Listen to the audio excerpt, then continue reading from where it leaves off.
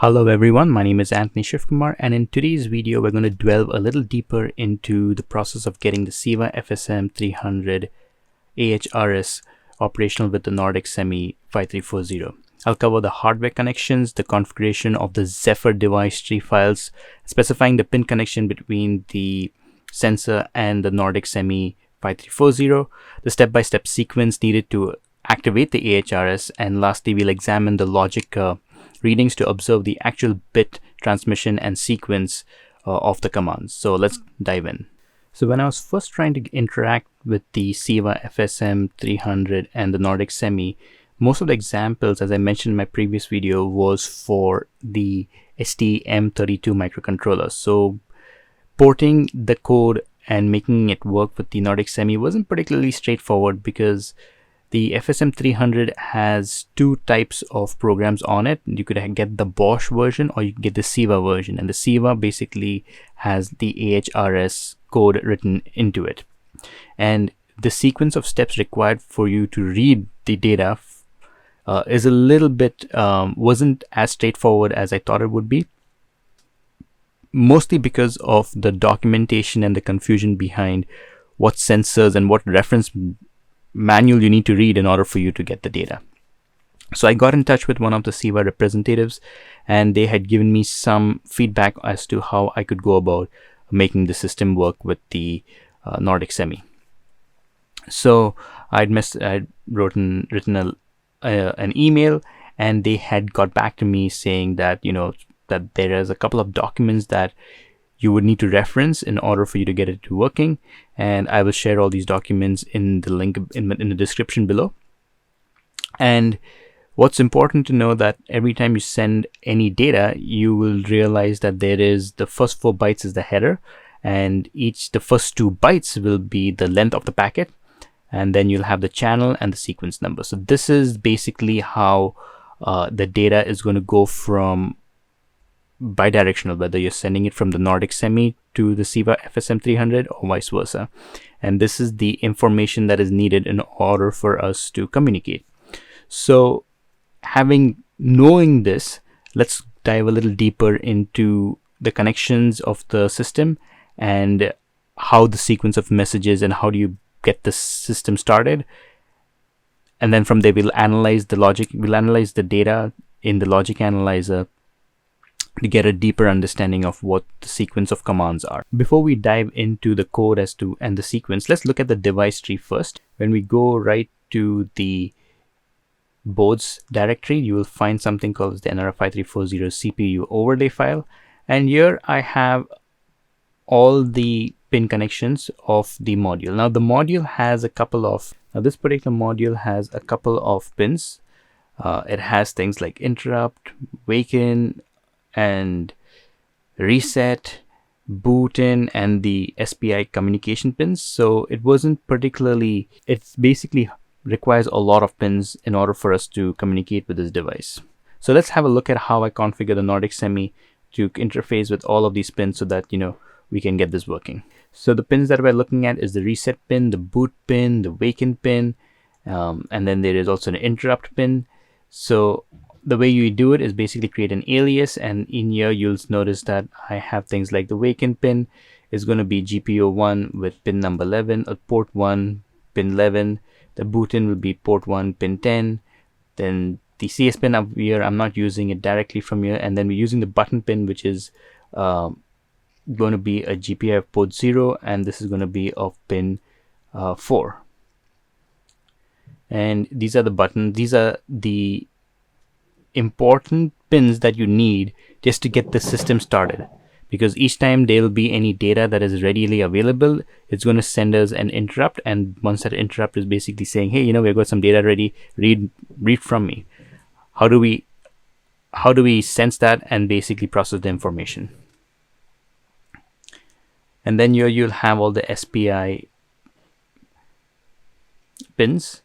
We have the SPI master, and then the CS pin will be pin 0 and 26. So this is SPI specific. I will give a video on how to configure SPI for this module, but nevertheless, these are the additional pins that needed to be programmed into the NRF5340 so that we could make the system work. When the thread basically starts, we have a for loop. It'll be an infinite for loop, and it'll first check if the interrupt is triggered. And the interrupt triggered will give us an indication of whether there is some data from the AHRS that it wants to communicate. Now let me just reset the system. This is the logic analyzer. I'm going to stop it. I am pressing the button down, and now I'm going to start the system. And now you can see all the sequence of commands. So let's stop this over here.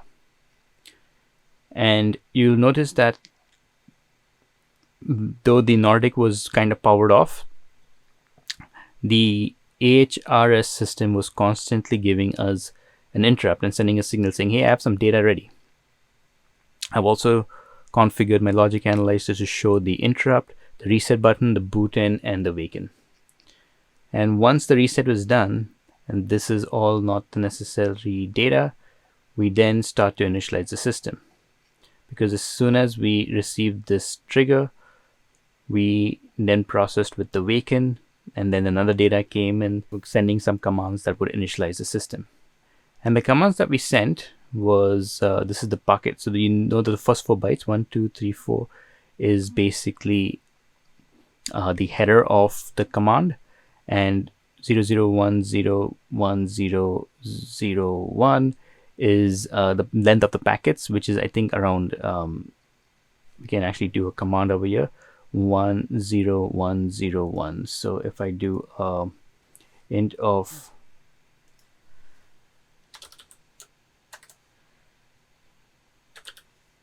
zero b 10101, we're sending in 21 bytes, and 21 minus 4, so 17 bytes, because you have to, because this includes, this 21 bytes includes the 4 bytes of the header.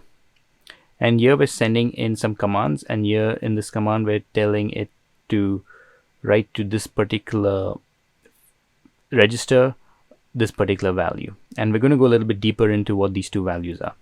So let's look at the code and have a look at what's happening over here. So as soon as the interrupt is triggered, we'll see whether we have the SPI state is ready to write.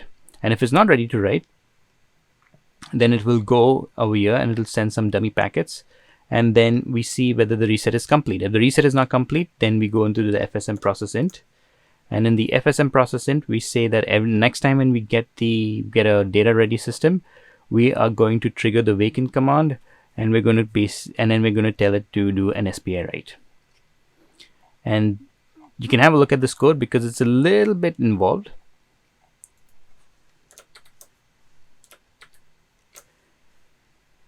Once we process the data, then the second time this loop, this is what's happening over here. So if I look over here, we get this data, and then we process the wake in, and then we get this. So how do we know which ready are we supposed to process? Because we want to start the system from a clean state.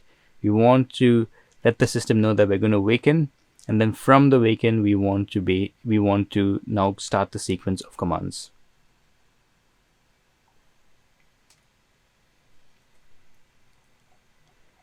And you'll also notice that when we did the reset system, the boot end was also low.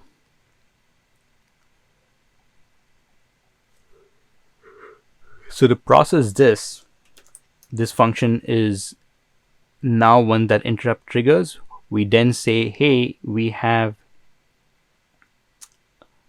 the system has started, the wake in function is also, it's pretty low. Now we're going to say the wake in, if it's not completed, that means the wake in is not completed. The wake is not completed, but we did receive this data in here. If the wake is not completed, then we set the wake in to true. We set the wake in to true because we already received the interrupt, and now we're processing that part. And then we try to configure the system. So now we click start report, and in the start reports we are configuring the system with certain parameters. And the parameter that we want to set is we want to set the system to give us a specific reading, because the AHRS of the CEVA FSM300 can give us various types of outputs. We wanted to give us something that is representative of, say, the aerospace attitude angle. So we're looking at the SH to game rotation vector, which is pretty close to the aerospace kind of orientation that we're looking at. And then here there is some other parameters that are needed for setting, but as you can see, most of it, the default values are all false, false, false, or 0. And then we at what speed we want the system to give us data, and then we program the data. So in the SH sensor config, where we are parting, we are sending in or formatting the data in a format that is now easy to sense. So we are now sending in the report ID. So the report ID is the sensor set features command. So this is going to be FD. So let's look at what FD is. So if I go over here and click,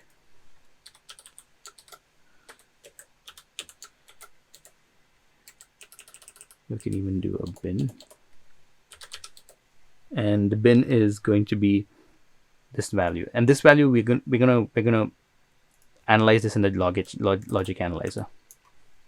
I can also take it into hexadecimal. So, and then here we set in some other parameters, and here we set in the 21 that we saw earlier. So let's have a look at this. So what I'm going to do is, instead of looking at this in the binary format, let's look at this in the hexadecimal format. So here we're sending in 15, 0x15, it will be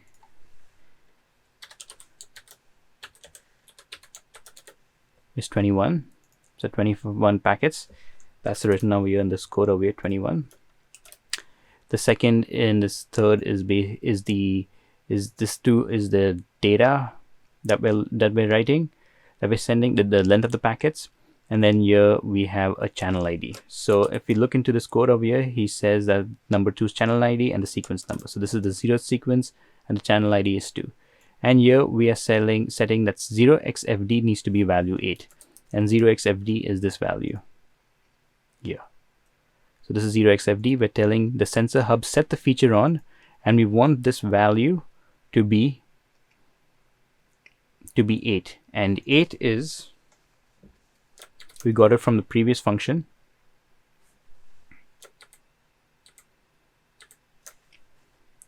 That we're setting this in SH to game rotation, and this is game rotation vector. This value is 8. So we're telling the AHRS to set it to this particular value.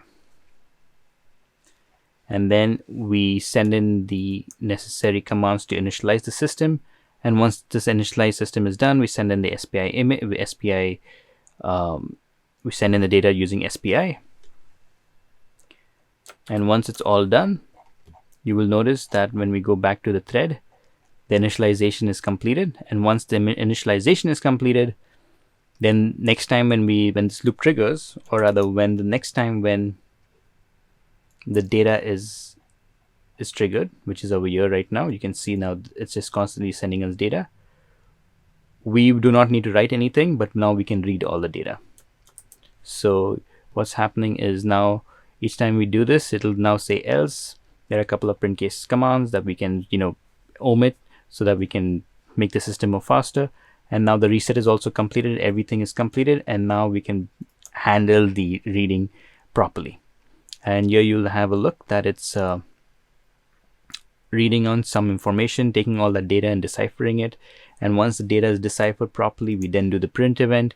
And since we have set this to 8, which is going to be the game rotation, SH to game rotation, you will get this value. So if I go to this value, to the serial terminal, you can see that now we're printing in the game value, or the game rotation vector in quaternions.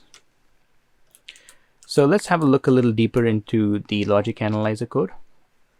Here you see that now it's just constantly sending data. Now if I just click play, it will just keep reading the data. There's nothing sent from the NRF5340 to the AHRS, because we're only reading right now. All the parameters were set during initialization, and now all we're doing is now reading the data. Now the reason why it's taking a little longer is because I have a few print statements to just debug things. For example, all of this reading is processed in this time over here, so that's the reason why it's a slow thing. but all it's saying is, hey, this is the packet header.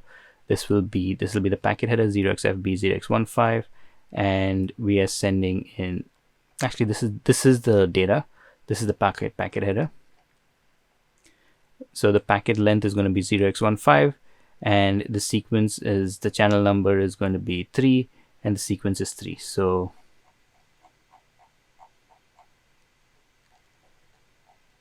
and you can do this again, and then here you'll see that this is now 6C.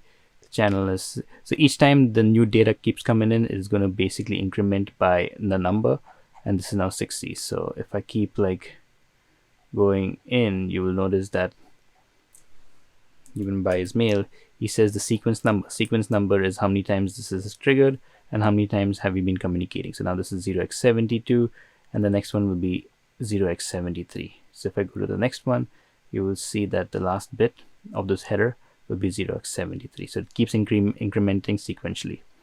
That just shows that this many data has passed, and have you processed that many data if you want to keep track of it. I don't really use this information, but it could be very handy if you want to do some sanity check to make sure we're not missing any data, or we're not skipping any data. And the header size will be the same, and the sequence and the channel number will always be the same. Now that I've gone a little deeper into showing you the logic analyzer data and how the whole interface works, do have a look at the code. I highly recommend you trying this sensor out. It's a little bit expensive if you buy the FSM300, but you can also just buy the module by itself from any electronic vendor, and it'll be much cheaper. It'll be, I think, in the $20 or $10, $30, and then it'll be two versions of it. There'll be the Bosch version and there'll be the CEVA version. Try working with the CEVA version. I think the software is a little more robust, and it does a lot of computation that if you had to manually do all the sensor fusion by yourself would be very complicated. And since it's doing it for you, and I do sense that the software is really good, give it a try. All right, so until next time, do like this video, do subscribe, and take care.